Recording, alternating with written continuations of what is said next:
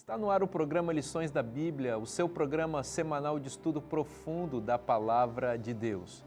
No programa de hoje, nós vamos estudar a relação entre o descanso em Cristo e a família. Vamos entender como o nosso lar, os nossos pais, os nossos cônjuges, os nossos filhos e nós mesmos, em relação com eles, poderemos ter a paz que excede todo o entendimento que vem de Jesus. Está no ar o seu Lições da Bíblia.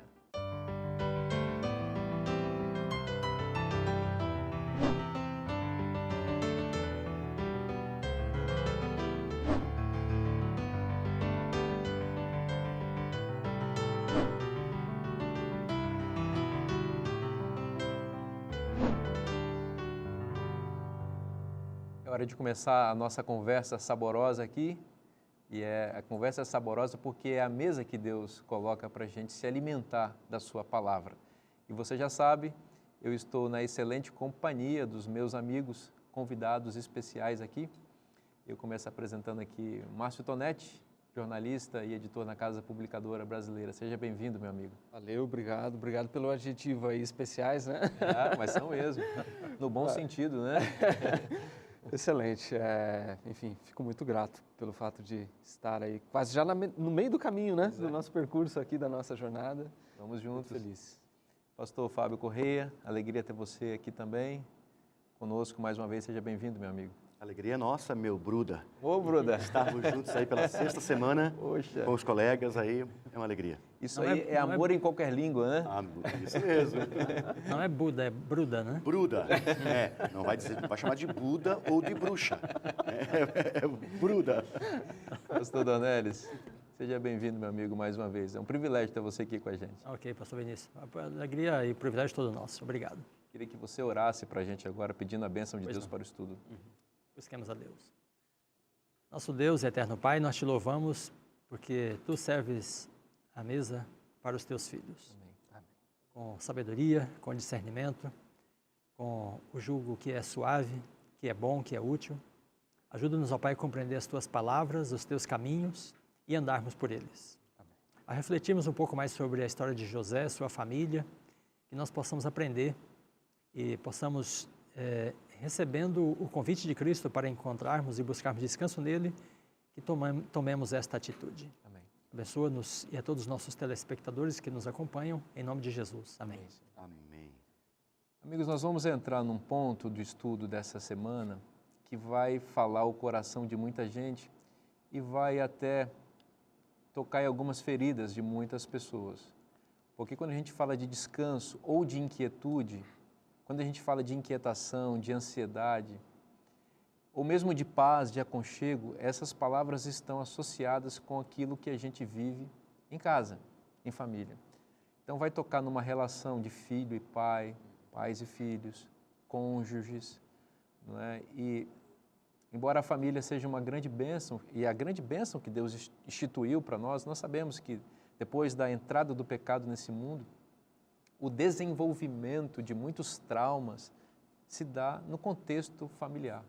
De outro lado, você tem o desenvolvimento da bênção também, daquelas famílias que procuram se orientar com base na palavra de Deus, mas é lamentável que a gente sabe que existem muitos problemas, né? Então, a lição, o nosso estudo aqui vai entrar nesse aspecto do descanso em Cristo, alcançando, inclusive, famílias disfuncionais. Pastor Dornelles, aqui eu acho que uma coisa interessante a gente conversar, e começar a conversa aqui, a respeito da família patriarcal de Abraão. É interessante a gente lembrar que Deus, quando chamou o patriarca em Gênesis 2, diz: olha, em ti e em tua descendência serão abençoadas todas as famílias da terra. Então Deus chama uma família e estabelece a partir dela uma linhagem que vai salvar o mundo. Então a gente pressupõe que essa família vai ser maravilhosa, né? No entanto, quando a gente vai olhando a história familiar de Abraão, embora ele tenha sido pai da fé, nós vamos encontrar traços assim bastante problemáticos. Vamos conversar um pouquinho sobre isso? Certamente. Bom, você se referiu à família, né? A gente pode colocar em comparação com a sociedade, né? De fato, a nossa vida é marcada tremendamente pela sociedade, mas muito mais pela família, né? As relações familiares, de fato, nos moldam em grande medida, né? E os dramas, né, são vividos de forma muito intensa, porque nós estamos todos os dias ali juntos, né? Mas como diz o versículo para memorizar do guia, né? Pedro faz o apelo, né? Cresçamos na graça e no conhecimento de nosso Senhor e Salvador Jesus Cristo. Então, na medida que a gente experimenta desafios e lutas, a atitude que tomamos, né, em relação a esses desafios nos permite crescer ou regredir. Mas nós temos todas as provisões, né, para crescer. Porque a graça, a palavra de Deus nos instrui, né, para que na família, né, vivamos segundo o propósito de Deus. A família ideal mesmo é só aquela que precede o Éden, né? É um casal, né, que Deus forma, um homem e uma mulher. E o plano, o design divino é que eles multiplicassem e enchessem a terra com filhos, né? E que eles tivessem essa família com dois elementos, né? O masculino e o feminino, numa união de amor, né? Porém, após o pecado, há uma disfuncionalidade, né, para toda a sociedade, mas começa com a família. Porque Adão e Eva começam a se acusarem mutuamente, né, antes de terem filhos, ou seja, já existe um desequilíbrio, Conflito ali. um conflito nesse núcleo, desde o princípio, antes dos filhos. Né? E quando os filhos aparecem, os conflitos se multiplicam ainda mais. Já um assassinato logo de início, né? Então, a família é desequilibrada no contexto do pecado, mas toda a sociedade igualmente. Por outro lado, a gente tem as famílias patriarcais, como você estava mencionando, né? Abraão, depois Isaac e Jacó, né? E a disfuncionalidade aqui surge por um fator, né? Pela poligamia. Era um costume no mundo antigo, né? Começa com Lameque, né? E essa disfuncionalidade nas famílias da aliança, do pacto, né? Abraão, Isaac e Jacó, vem por um motivo que mostra para nós, ou que nos ensina algo muito especial. Porque eles têm a promessa do nascimento do Messias, porém eles querem correr na frente de Deus. Deus fala, o filho virá, e é seu e de Sara. Mas aí Sara diz, Abraão, você pode tomar a serva e ter o filho com ela, né? Mas Deus tem dito, né, você e Sara. Então ele corre à frente de Deus. Depois vem Jacó, né? E aí a primeira esposa é estéril. Aí vem uma outra, porque ele precisa de ter filhos, né? Então a ansiedade de ter filhos, de procriar, de ter uma nação, né?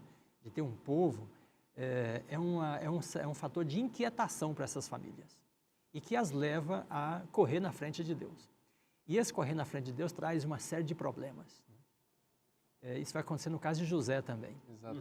Então, nós aprendemos aqui, né, que o nosso esforço tem de ser submetido à vontade de Deus, ao caminho de Deus, à prescrição de Deus. Porque senão a nossa boa vontade, a vontade de resolver os problemas, né, pode nos levar a trazer sobre nós mais problemas ainda. Então, a inquietação, a falta de descanso para essas famílias, né, a disfuncionalidade delas, em grande medida se deve ao ambiente em que elas estavam. É o contexto do mundo pós-queda, né? Mas é também por causa do fato de elas correrem na frente de Deus. Tomarem as coisas nas próprias mãos. Exato. E você sabe que eu estava pensando uma coisa também, enquanto você falava, que é o seguinte. Os pecados, eles nunca são isolados. Eles sempre afetam as pessoas. Então, ninguém precisa ou pode imaginar que ele vai cometer um ato pecaminoso e isso não vai ter influência ou interferência na vida de alguém, especialmente dentro da família. Não é? Então, você observa, por exemplo, que traços negativos de caráter em Abraão, por exemplo, eles vão se estender para os seus descendentes. A Bíblia registra, por exemplo, que Abraão tinha um problema com falar a verdade em alguns pontos. Lembra da história que ele vai para o Egito e fala, a Sara é minha irmã, não é minha esposa. Depois ele repete o mesmo problema entre os filisteus. E de uma maneira bastante sutil, a Bíblia vai mostrar Isaac fazendo a mesma coisa depois, quando vai visitar o rei filisteu. Ela é minha esposa. Ela não é minha esposa, ela é minha irmã. E depois você vai ver que esse vai ser um problema marcante na vida de Jacó, inclusive enganando o próprio pai. Eu sou Esaú, teu primogênito, ele diz para Jacó. Veja o traço da mentira passando, né? E depois Jacó vai ser vítima dessa mesma mentira, desse mesmo pecado, quando seus filhos vendem José para o Egito e dizem para ele que acharam a capa dele ensanguentada, provavelmente ele foi devorado por um animal. Observa que um pecado que começou lá em Abraão, ele vai sendo transmitido. Por quê? Porque o pecado ele tem consequências. Esses pecados eles vão sendo ensinados socialmente. E a família é um ambiente em que a gente aprende e ensina coisas boas e coisas ruins. E é muito importante que os pais, nesse caso, como protetores da família, estejam bastante atentos aos traços de caráter que desenvolvem, porque esses traços têm reflexos na vida dos cônjuges e dos filhos. Exatamente, acho que todos nós aqui somos pais, né? Eu tenho 2 meninos, um com 8 anos. Lindos meninos, né? Obrigado. Abraço para eles. Como brincava o Lucas pastor e Alceu, Felipe. o querido pastor Alceu Nunes, né? Ele dizia assim, enfim, das filhas, ele tinha 2 filhas, né? E dizia que elas haviam roubado a beleza dele e deixado ele sem nenhuma, né? Então, mais ou menos o meu caso. Mas, enfim, desde pequenos, né? Enfim, com as crianças ali pequenas, a gente vai vendo, né? Essa reprodução tanto de virtudes quanto de defeitos de caráter que nós pais temos. A gente observa isso no cotidiano, né? Agora, uma coisa muito interessante, pegando, enfim, ali um ponto da sua fala, pastor Vinícius, é que eu me lembrei de uma bela declaração de Ellen White, da escritora norte-americana Ellen White, né? No livro Lar Adventista, em que ela diz assim, que uma família bem ordenada, uma família bem disciplinada, fala mais em favor do cristianismo do que todos os sermões que se possam pregar. E eu acredito piamente que como pais, ou como filhos, ou como irmãos, a gente precisa se dedicar e trabalhar para que nós tenhamos uma família bem ordenada, bem disciplinada, em que todos decidam servir ao Senhor. Mas nem sempre as escolhas, né, que os nossos descendentes, né, ou as nossas próprias escolhas, nem sempre elas são aquelas que deveriam ser, né? Ou as escolhas que Deus espera. Nós somos modelos, os pais são modelos. Quando Jesus ele busca Pedro, depois ali que ele morre, né, e Pedro se afasta, e chega aqui mais perto, Pedro. Ele fala assim, Pedro, você me ama, então apacenta os meus cordeirinhos. E ele cita em primeiro os filhotes, os bezerros. Sim. Por quê? Porque cabe a nós, tanto aos pais quanto à igreja e à sociedade, cuidar em primeira instância das crianças. Porque se nós moldarmos o caráter delas agora, nós teremos jovens bons e adultos bons no amanhã. Então, a família, que é essa célula principal da sociedade, ela tem que cuidar muito com as crianças. E o pai e a mãe tem que trabalhar para serem modelos, porque tudo que eles falarem, as crianças vão falar. Pode ver, a minha filha é o jeitinho igual, as pessoas falam como ela se parece contigo. Tem 15 anos, mas é o jeitinho, até assim, a forma assim, de ser assim, um pouco meio agitado, entendeu? Entendeu? Assim, eles imitam a gente. Sim. Então a gente tem que cuidar muito em casa para evitar os conflitos e cuidar com o que nós falamos, com o que nós fazemos, porque eles vão nos imitar em tudo. Interessante que em João capítulo 8, Jesus está tendo uma conversa bastante enérgica com os líderes judeus, né? Que estão acusando e tal. E aí Jesus diz em João 8,32 aquela passagem clássica, conhecereis a verdade vos libertará. E aí, olha qual é a resposta que os líderes dão no verso 33. Somos descendência de Abraão e jamais fomos escravos de alguém. Como dizes tu que nós seremos livres? Olha só que coisa interessante. Somos descendência de Abraão. E se nós olharmos o capítulo 8 de João, a gente vai ver que a conversa vai se desenvolvendo a partir do tema da mentira, especialmente. Sim. Vocês são filhos de Abraão? Jesus diz, olha, acho que são mesmo, viu? Porque vocês não querem ouvir a verdade. Veja, e depois Jesus vai dizer, vocês na verdade são filhos do diabo, porque o diabo é o pai da mentira. Então, é uma coisa interessante como que milênios depois, mesmo um pecado que foi confessado, que a pessoa se arrependeu, ele deixa traços na vida de pessoas que não aceitam ou não se submetem ao antídoto que Deus oferece para inocular aquele pecado, ou para evitar que aquele pecado se desenvolva. Então, é uma coisa muito importante essa questão que você estava dizendo. E Tonete colocou uma coisa também que eu acho que é muito importante. Os filhos têm livre-arbítrio. Né? Os pais fazem o papel de cuidar, de prover o apoio espiritual, essa é a sua parte. E a parte dos filhos é escolher. Mas nós não podemos, né, pastor Fábio, abrir mão em nenhum momento de cumprir esse papel, de transmitir os valores do Evangelho. Nós percebemos aqui, né, nesse tratamento que o guia faz com a família de José, assim como com a família de Davi, né, o quanto a Bíblia é clara, né, a narrativa dela é vívida, né, e entra nos detalhes, né, que muitas outras narrativas escondem. Então, aqui nós percebemos que as pessoas são expostas claramente diante de nós. até com seus pensamentos, né? Seus desejos, suas aspirações, suas fantasias, né?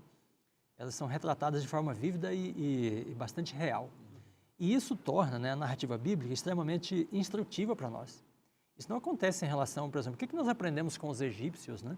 Os egípcios costumavam contar só aquilo que era bom da parte deles. Mas a Bíblia não, a Bíblia fala de Davi e do pecado de Davi, né? E nós somos instruídos através dessa narrativa. E aqui nós temos uma família com vários problemas, né? A gente enxerga claramente como eram eles e podemos nos identificar com eles, porque nós somos tais quais, né? Agora, apesar disso, né, depois em Hebreus, aí esses homens são, essas pessoas são destacadas como heróis, né, heróis da fé. Então o guia chega a afirmar assim, né, apesar das condições em que eles viveram. Então há uma série de problemas envolvidos aqui, eles são descritos claramente, porém eles são heróis. A despeito da questão da poligamia, das influências de agressividade, de violência, de incesto, de vários outros problemas, né, relacionados com a família, com a sociedade na qual eles viviam, eles mantiveram o pacto com Deus, a fidelidade a Deus. Isso é muito importante, pastor Dornelles, porque existe um padrão familiar muito claramente estabelecido na Bíblia, em Gênesis. Deus estabeleceu, conforme você disse, o homem e a mulher e essa relação de amor para que o evangelho pudesse ser transmitido dentro de um contexto familiar, expandindo para toda a sociedade. Mas a Bíblia não só nega as informações dos desvios desse curso, conforme você disse, e as famílias patriarcais de Abraão, Isaac e Jacó evidenciam isso, especialmente a de Jacó, que talvez é a família mais turbulenta, que mais disfuncional que retratada na Bíblia aqui em Gênesis, né? Porque é a maior. Sim. No entanto, a Bíblia tem um padrão e nós precisamos perseguir esse padrão, porque ele é o nosso ideal. Ele é o nosso ideal, né? Eu queria mostrar para você esse material que é aquilo que nos alimenta dia a dia, que é o nosso guia de estudos, a lição da Escola Sabatina, e que nesta temporada está falando sobre o descanso em Cristo. Realmente é uma bênção estudar esse material, eu já olhei ele todo, eu me deliciei com ele e eu quero recomendar que você também tenha esse material. E se você desejar adquiri-lo, você já sabe, é um produto da querida Casa Publicadora Brasileira e você acessa o site cpb.com.br, está aparecendo na sua tela, e ali você adquire mais informações para como ter esse material. O programa Lições da Bíblia vai para um breve intervalo, não saia daí porque a gente volta já já. Agora, veja que Judas vende Jesus para ser morto, né? E Judá vende José para não ser morto. Né? Exato. Agora, é curioso que os irmãos de José eventualmente pensaram, bom, os nossos problemas todos, né, se devem a este rapaz. Né? Então José é o bode expiatório da situação, sabe? Então toda a inquietação deles tem uma razão, né, na cabeça deles, que é o filho preferido. Estamos de volta com o programa Lições da Bíblia, o seu programa semanal de estudo profundo da Palavra de Deus, e nós estamos aqui conversando sobre temas muito importantes que envolvem a nossa vida, a nossa família. Eu gostaria de recomendar para você mais uma vez esse material que vai ajudar você a expandir seu conhecimento sobre a Palavra de Deus. A autora inspirada Ellen White escreveu muitos materiais que têm abençoado a vida de muitas pessoas, inclusive a nossa que estamos aqui. E nós não queríamos que você perdesse essa bênção também. Especialmente sobre o tema do nosso guia de estudos, essa revista traz a cada capítulo dela uma oportunidade de você ampliar e muito o conteúdo que nós estamos falando aqui. Então, se você deseja conhecer um pouco mais sobre esse material, você já sabe, cpb.com.br. Bom, meus queridos amigos, companheiros dessa jornada aqui de estudos, chegamos num ponto aqui importante que nós vamos nos concentrar um pouquinho sobre a experiência de José, que é o filho dessa família disfuncional aí. Na verdade, José é filho de Jacó, e Jacó teve 12 filhos, 2 esposas, 2 concubinas. Então, esses filhos são filhos dessas mulheres todas e vão viver no mesmo clã, disputando quem vai ser o filho preferido, porque o filho preferido vai ser o filho que vai receber a bênção, e a bênção é a bênção da primogenitura, é o legado de fé que vai ser transferido. Embora isso seja uma recompensa espiritual, na mentalidade imatura desses filhos aí, nessa família disfuncional, isso se torna um objeto de disputa e aquilo que é bênção se torna uma maldição, e José vai ser vitimado. Na verdade, ele vai ser vítima, né? Desse conflito todo e vai sofrer fortemente aí. Bom, para o benefício talvez de alguém que não conheça essa história, vamos rememorar um pouco aí a partir de Gênesis 37. Está ali José indo para falar com seus irmãos e eles estão tramando contra ele, não é isso, Tonete? A história vai nessa linha, né? O pessoal não estava muito feliz com a chegada dele naquele momento em que eles estavam pastoreando longe de casa, né? Os irmãos. Exatamente, né? Eles arquitetam um plano, né? Num primeiro momento para tirar a vida de José, mas aí o irmão Judá, um dos irmãos, vai convencê-los a mudar de ideia, porque estava passando uma caravana ali, né? E aí eles decidem vendê-lo, né? Comercializá-lo, assim como Jesus foi vendido, né? Por 30 moedas de prata. Enfim, o Judas, né? Como nós estávamos dizendo aqui do Antigo Testamento, vai, enfim, sugerir que José fosse vendido também para o Egito. É interessante isso, Tonete, só rapidamente aqui, porque, bom, José se torna uma espécie de um tipo de Cristo, um representante de Cristo, né? Porque vai sofrer algo similar e Judá vai se assemelhar ao Judas, o traidor, né? E é interessante, você mencionou que Jesus foi vendido por 30 moedas de prata, porque esse era o preço do escravo. Mas José foi vendido por 20 moedas de prata. Sim. Então isso sugere que Judá ainda fez um desconto ali, né? Ele vendeu mais barato, né? Essa para Judá seria uma maneira assim, mais confortável, né, de se livrar de José, né? Mas também de pensar, bom, ele pode sobreviver daí, né? Agora, veja que Judas vende Jesus para ser morto, né? E Judá vende José para não ser morto, né? Exato. Agora, é curioso que os irmãos de José eventualmente pensaram, bom, os nossos problemas todos, né, se devem a este rapaz. Né? Então, José é o bode expiatório da situação, sabe? Então, toda a inquietação deles tem uma razão, né, na cabeça deles, que é o filho preferido. E essa questão da preferência é um problema para Isaac e para Jacó. Exato. Então, tem o problema da poligamia, para correr na frente de Deus, e agora é outro problema também de correr na frente de Deus, né? Falou, olha, o melhor, Senhor, é esse aqui, né? Eu vou favorecer este. E aí criava uma situação de disputa na família, né? Agora, o fato de José ser o bode expiatório é interessante, né? Porque depois eles têm o lance do sangue, né? Sim. Eles mostram o sangue, né? Ele é sacrificado e tudo. Quer dizer, eles supõem, eles querem dizer que foi, né? E até um cordeiro que morreu no lugar de José, nesse caso. Hein? Tem uma referência ao sacrifício aí, né? Agora, estranhamente, né? Após o sumiço de José, eles entram numa situação de muito mais penúria, muito mais inquietação, de peso de consciência, que vai acompanhá-los por anos, né? Exato. Até reencontrar José. 21 anos, né? 21 anos, né? Carregando esse peso sem poder dizer o que de fato tinha acontecido. Né? É interessante, pastor Dornelles, que no capítulo 37 começa a história de José. Mas de uma maneira até um pouco inexplicável a princípio, o capítulo 38 esquece José e vai falar de Judá. E aí a gente entende claramente por que o autor fez isso, né? Porque ele está querendo colocar em paralelo as duas biografias.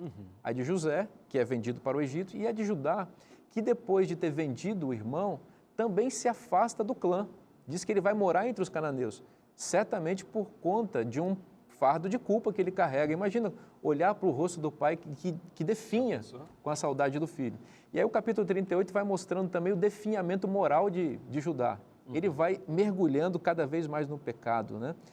E aí vem o capítulo 39, que volta a relatar a história de José. E ali José é um herói, que ele vence e resiste ferozmente uma tentação terrível que uma mulher o faz, a esposa de Potifar.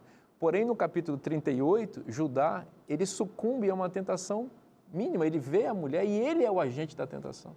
Então, se você olha os dois capítulos, você tem um contraste muito grande. E o contraste vai para o campo dos detalhes. Você veja, no capítulo 38, Tamar, que é a nora, com quem Judá tem relações sexuais ilícitas, ela tem uma prova contra ele. Ela diz, olha, o homem que é dono desse cajado, desse anel e desse cordão é o pai da criança que eu estou esperando. Então, ela tem como provar que Judá é o pai daquela criança. No capítulo 39, a esposa de Potifar faz uma acusação leviana e mentirosa contra José. Ela diz, esse homem tentou abusar de mim. E ela também tem uma prova contra ele. Ela tem as vestes na mão dela. Então, o autor de Gênesis, Moisés, está exatamente comparando as duas histórias e mostrando o contraste moral entre aquele que é vendido e aquele que vendeu. O que essa parte de José nos ensina, pastor Vinícius? Veja, ele ele é escravo, ele primeiro serve ali, né? Depois ele vai preso, está numa cultura diferente, com uma língua diferente, com uma religião diferente, mas ele não sucumbe à fé dele. Ou seja, ele não se desvia do caminho. Exatamente. Tem um texto que a autora Ellen White fala no livro Patriarcas e Profetas. Ele entregou-se completamente ao Senhor ali mesmo. Ou seja, a mudança de geografia, de cultura, gera muito estresse, gera até depressão em alguns casos. Quando você se muda, um novo emprego, uma nova cultura, uma nova língua, uma nova geografia. E José poderia ter grandes conflitos ali. Ele enfrentou. Mas por quê? Porque ele decidiu se entregar completamente, uma decisão pessoal, particular dele, de pertencer a Jesus e fazer a vontade de Deus. Exatamente. Interessante isso, né? Porque esse aspecto da mudança de geografia, há alguns estudos que mostram, por exemplo, que quando alguém muda de um lugar para o outro, vai para uma outra cultura, há uma maior suscetibilidade, inclusive, para mudança de religião. Olha. Então, quer dizer, José estava num contexto favorável, essa mudança, né, de endereço favorecia a própria mudança de religião. Mas não era só favorável, Tonete, era quase que impositivo, sim, né? Exatamente. Porque você imagina o seguinte, dentro dessa linha que você está desenvolvendo, que eu acho muito interessante. Ele foi injustiçado contra aqueles, os membros da religião dele, os seus irmãos. A família da aliança fez isso com ele. Ele não sabia que os irmãos depois molharam a roupa dele no sangue e enganaram o pai. Ele poderia ter pensado assim, meu pai é um homem rico, meu pai tem exércitos, meu pai pode contratar gente. Por que meu pai não foi me procurar? Ele não sabia que o pai lá estava pensando que ele estava morto. Então, ele poderia, inclusive, ter se revoltado contra o pai. Exatamente. Lá no Egito, ele vai ser um escravo, vai ser posse de uma família. E uma mulher olha para ele e vê José apenas como um escravo, como um emaranhado de músculos e hormônios. Ela disse, ele é meu, eu vou fazer com ele o que eu quiser. No entanto, ela não sabia que José era um escravo no Egito, mas continuava um príncipe em Canaã. Ele estava no Egito, mas o Egito não estava nele, porque havia uma coisa em José que o diferenciava nesse ponto. Ele conhecia a profecia. Nós podemos dizer isso. Qual era a profecia? Em ti e em tua descendência serão benditas todas as famílias da terra. Ele disse, então, olha, eu não estou entendendo nada que está acontecendo aqui, mas essa profecia me garante, ela me segura. E eu sei que Deus vai conduzir a minha vida. Depois ele disse para os irmãos, olha, não pense que foi vocês que fizeram isso daí. Não, Deus permitiu para que tornasse o mal que vocês planejaram em bem. Me enviou antes de vocês. Antes de vocês. Então, eu estou falando isso apenas para dizer o seguinte, e agora fazendo uma aplicação direta a jovens e a pessoas que estão enfrentando problemas e que são fruto de famílias disfuncionais, eventualmente, e que ficam pensando, eu tenho todos os motivos para ser rebelde, eu tenho todos os motivos para abandonar a igreja de Deus, céus, minha vida não dá certo. Olha que nós estamos diante de uma pessoa que estava vivendo um contexto altamente complexo, que tinha todas as justificativas para se lamuriar e para se rebelar. No entanto, o senso da presença de Deus e o conhecimento da profecia revelada para a família dele até aquele ponto sustentaram a fé desse indivíduo num contexto bastante inóspito que era o Egito e a sua cultura paganizada. Né? Veja que aqui a gente tem uma resposta, né, de certa forma, a essa visão da família disfuncional. Porque José é o mesmo, né, na condição de filho preferido e na condição de escravo. Né? Ele é o mesmo em Canaã e no Egito. Exatamente. Na tribo, né, lá em Canaã, e na grande cidade, né, do Egito. Como o Tonete lembrou aqui, os ambientes cosmopolitas, né, tornam as pessoas mais susceptíveis. Inclusive, evangelizar nas grandes cidades, em geral, é mais fácil do que nas pequenas cidades. Exato. Porque na pequena cidade a pessoa está fundamentada em suas tradições, seus costumes. Perto da família, suas né? famílias. Né? Claro. Agora, o servo de Deus, né, de fato, é a mesma pessoa na grande cidade ou na pequena, né, como príncipe ou como servo. Porque ele se apega aos valores que não podem ser tirados dele. Os valores que são imutáveis, né? E de onde José traz esses valores? Da família dele. Então, aqui no guia está uma citação de Ellen White, né? Patriarcas e Profetas, página 213, né? Diz assim: então seus pensamentos se voltaram para o Deus de seu pai. Na infância foi ensinado a amá-lo e a reverenciá-lo. Veja, aquela família, né, que está dentro de uma situação real, dos problemas todos, né, da situação, preserva, no entanto, né, um valor do ensino, né, e consegue passar para a geração seguinte, através de José, o amor a Deus. Né? Então, esse amor a Deus, esse conhecimento, inclusive da profecia, como você diz, é o que sustenta José. Fala, não, eu estou aqui, mas eu não pertenço aqui. Né? Eu estou escravo, mas não sou escravo de fato. Né? Esse é um momento passageiro. E aquilo que os israelitas não conseguem ver no deserto, que é a situação passageira, e seria 40 dias de situação passageira, né? José passa por 21 anos, né?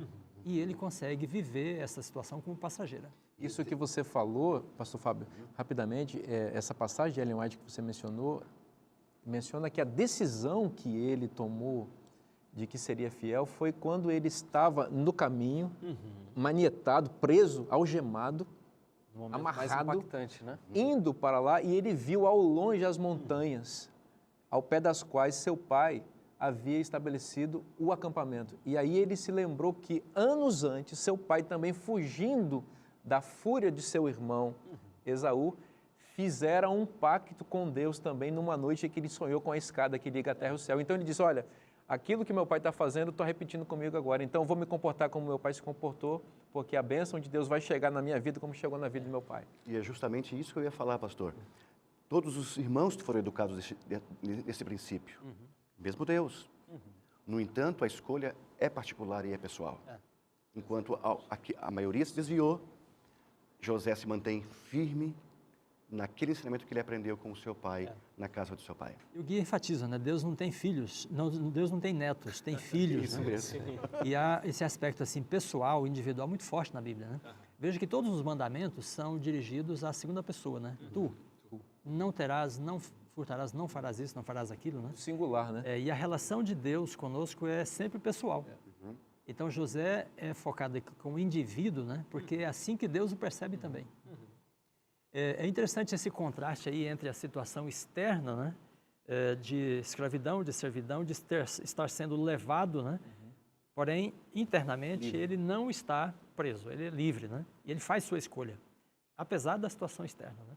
Então, o livre-arbítrio é preservado, inclusive no escravo, né? Exato. Ele é um servo, porém ele é livre no Senhor. Como Paulo disse, né? Aquele que está em Cristo, ainda que seja servo, é livre, né? Porque o coração está livre. Isso me faz lembrar da experiência dos 3 hebreus, amigos de Daniel, que foram lançados presos, atados na fornalha de fogo ardente. E para o espanto de Nabucodonosor, ele mesmo disse, nós não lançamos 3 homens presos lá dentro, o que eles estão fazendo passeando? O que eles estão fazendo lá dentro passeando? Exatamente. E tem um quarto lá com eles, né? Então, quer dizer, eles eram presos. Fisicamente. Exatamente. E, na verdade, eles foram presos fisicamente porque quiseram manter sua liberdade.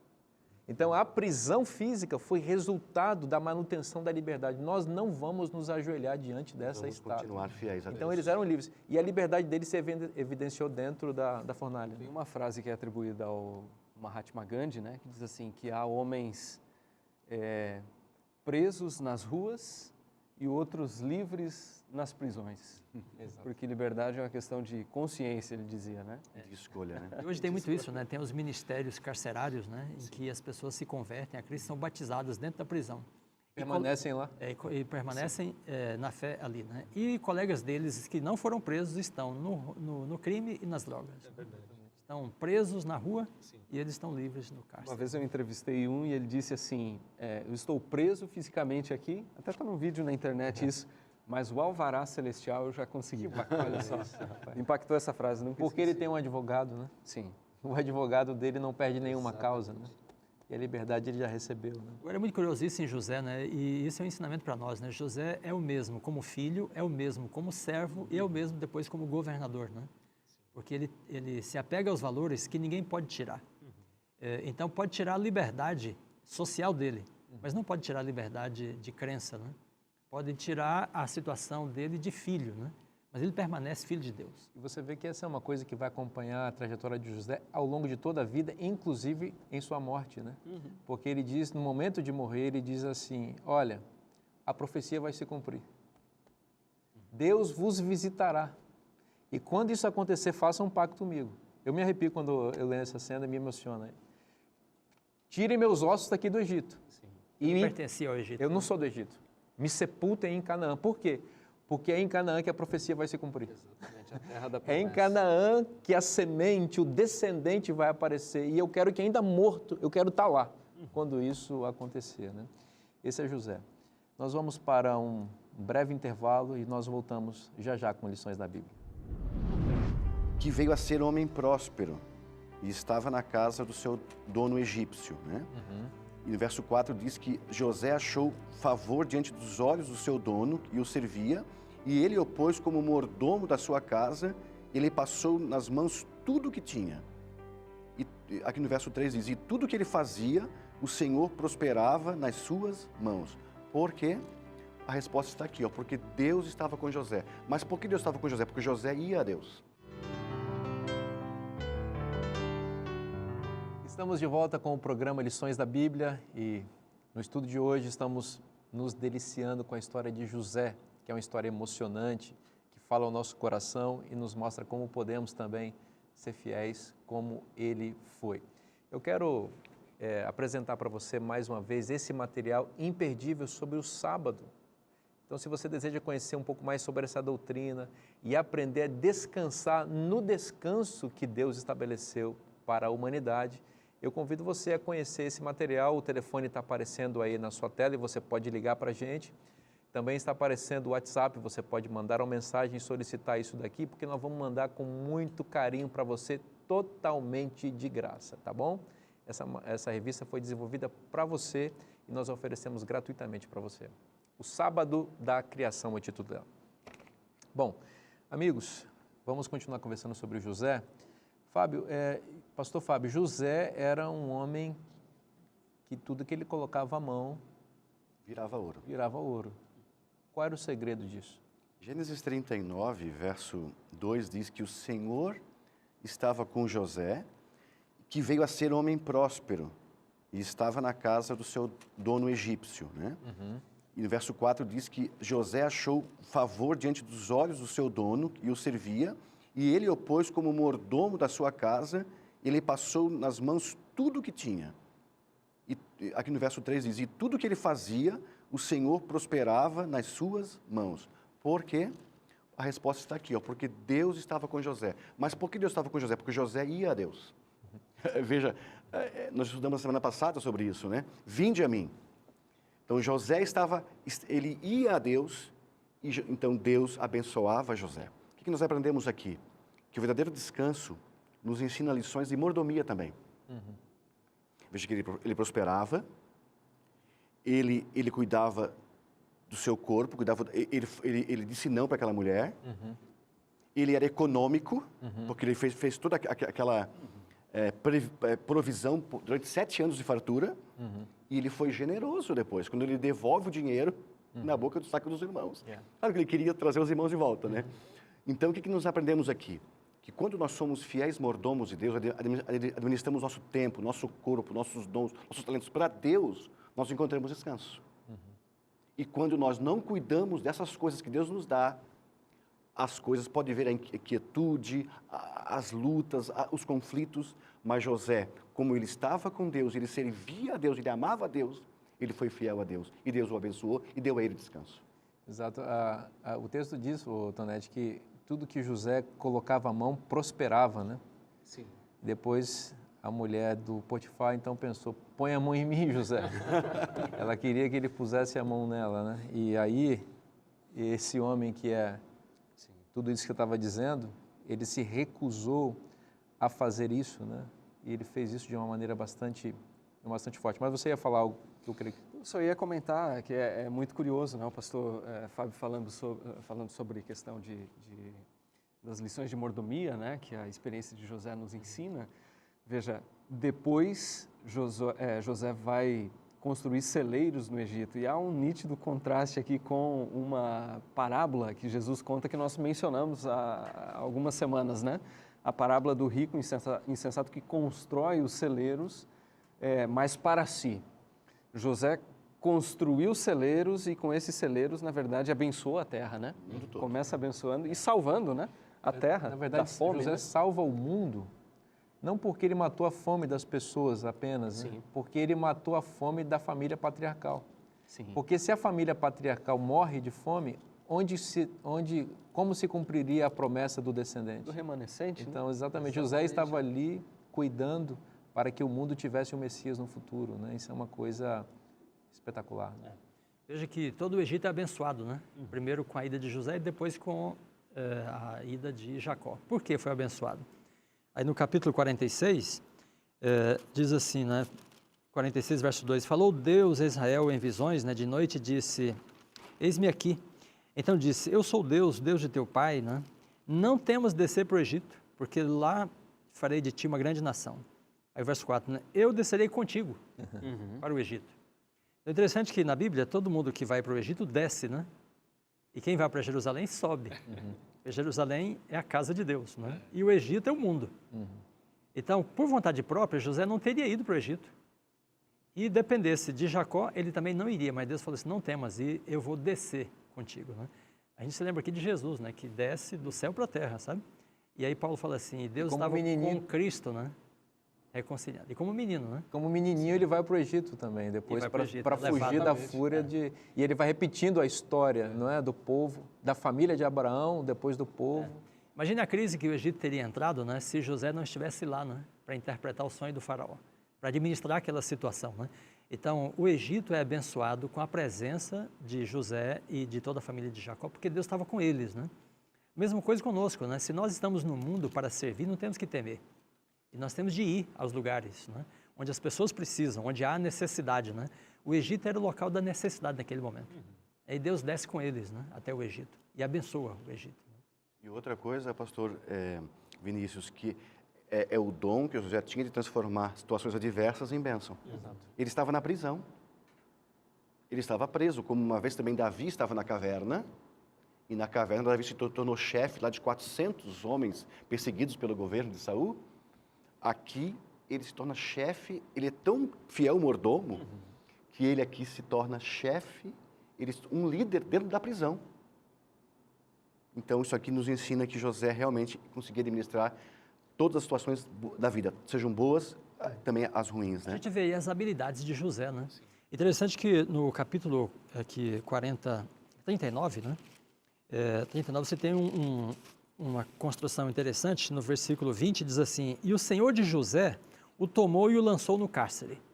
Essa é a palavra Senhor aqui. Aí o verso 21 diz, o Senhor, porém, era com José. O Senhor de José e o Senhor com... Então, na Bíblia Almeida está com letra maiúscula, letra minúscula, o Senhor de José, né? Então, veja, ele era propriedade de Potifar, mas a mulher quer usá-lo como sua propriedade, mas ele não se comporta assim, né? E uma vez que Deus vai para a prisão com ele, né? Veja, ele desce para o Egito com Jacó, ele desce com José, ele desce para a prisão com José. E abençoa tudo que ele põe a mão. Né? Aí se manifesta, né, o espírito servidor de José, por isso ele cativa a atenção do carcereiro, né? Se manifesta o espírito de liderança dele, né? E depois a capacidade dele de ler as visões e sonhos. Né? Ele tem uma habilidade especial.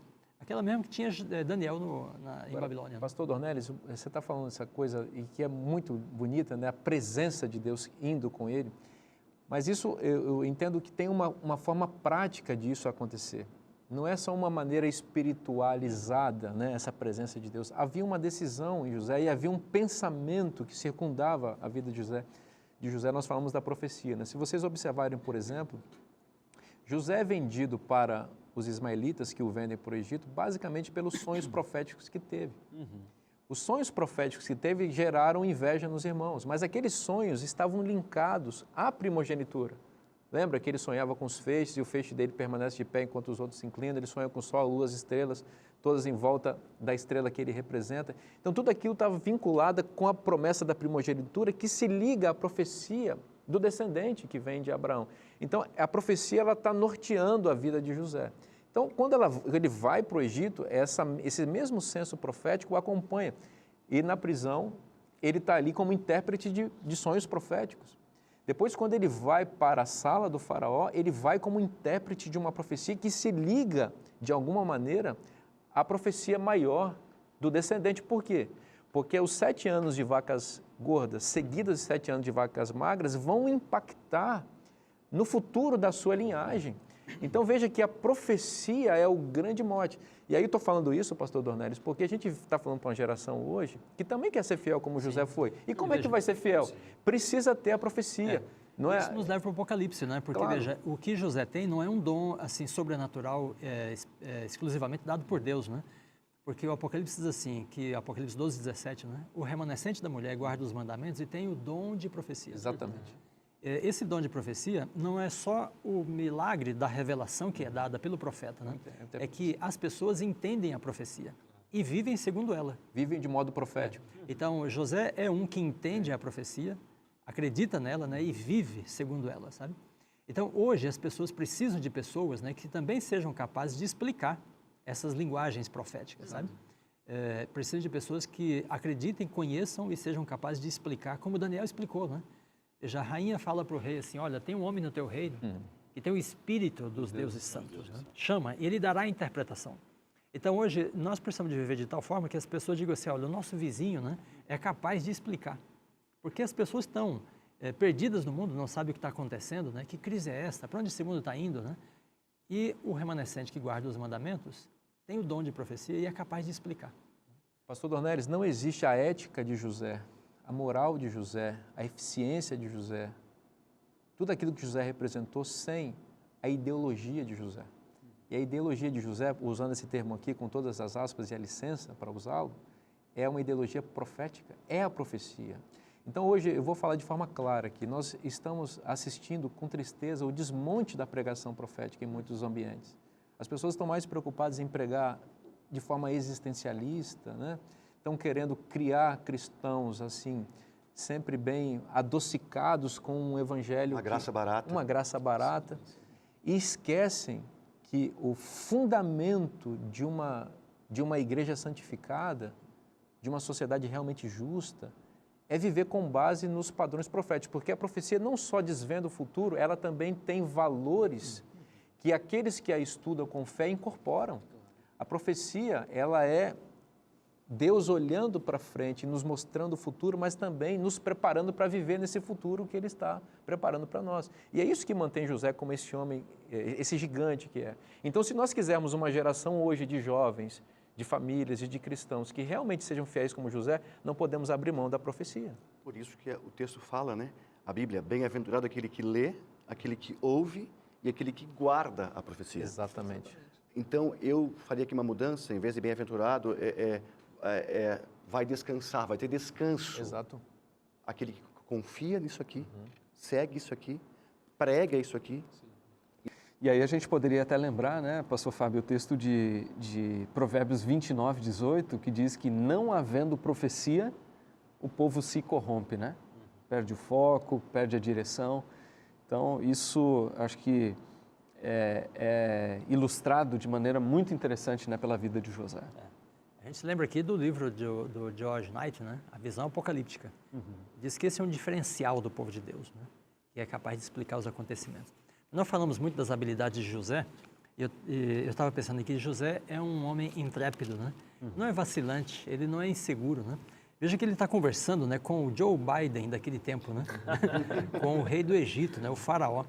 E aí ele dá a interpretação dos sonhos, né? E no capítulo 41 de Gênesis, então, versículo 32, ele diz assim, o sonho do faraó é dúplice, porque a coisa é estabelecida por Deus. Veja, apontou para o Senhor, né? E Deus se apressa em fazê-la. Veja, ele dá uma urgência, né? Aí dá uma orientação, olha, agora, pois, escolha, faraó, um homem ajuizado e sábio e ponha sobre a terra do Egito. Né? Interessante que ele não está inseguro de forma alguma, né? Ele vê a si mesmo na condição em que ele é um servo de Deus enviado para o Egito, né? Para abençoar o Egito. E aí o faraó, diante disso, né, verso 37, né, o conselho foi agradável ao faraó e a todos os seus oficiais e disse, faraó aos seus oficiais, acharíamos porventura um homem como este? em que há o Espírito de Deus, né? Então, veja, ele se apresenta, né? Porque ninguém pôde explicar o sonho, só ele pôde. Então, ele é o homem ajuizado e sábio, né? Então, o povo de Deus não pode ser inseguro diante das situações, né? O povo de Deus tem de ir com segurança e intrepidez do Espírito, né? E reconhecer a situação e não ter aquela humildade falsa, sabe? Não sei, não posso, né? Não, se você está investido da autoridade divina, você tem de se apresentar e cumprir o seu papel. E o nosso papel principal é abençoar, né? É servir. Dona Elis, ele faz isso também porque ele está acostumado a pensar profeticamente. Então, a profecia não pega de surpresa. Ele é um intérprete profético. Ele vive com o dom de profecia. Então, quando chega o momento em que ele tem que dar uma resposta para alguém com base num sonho profético que recebeu, ele sabe qual é o caminho. A iluminação do Espírito Santo e a sua, digamos assim, a sua experiência em viver profeticamente. A profecia norteou toda a vida de José e fez dele esse homem vitorioso e poderoso que todos nós gostaríamos de ser como ele. Então, o segredo para ser como ele é pautar nossa vida nos ensinos proféticos da palavra de Deus, que eles vão ser transpostos para a nossa vida por meio de atitudes que revelam a ética do cumprimento da profecia, ou seja, a ética do céu, que é o sonho profético revelado. A profecia está na Bíblia. E se está na Bíblia, é bom para você. Espero você na próxima semana. Um forte abraço.